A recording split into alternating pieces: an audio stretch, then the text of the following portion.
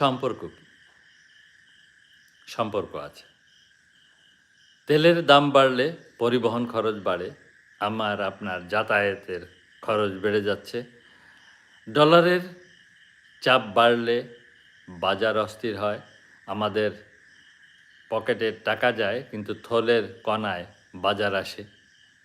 থলে ভর্তি বাজার আর আসে না। বিশ্ব অস্থির হলে চাকরি নামক যে সোনার হরিণ সেটা কমতে থাকে, আর কমার ফলে আমরা বেকার হয়ে যাই। যুদ্ধ বাড়লে খাদ্যদ্রব্যের মূল্য বহুগুণ বেড়ে যায়, আর বাড়লে আমাদের পেটে টান পড়ে।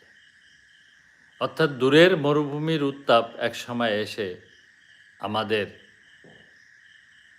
ঘরেও লাগে। তাই বাঙালিয়ানা আধ্যাত্মিক দর্শন বলে, সভ্যতা তখনই বিপদে পড়ে যখন মানুষ অধিকার বড়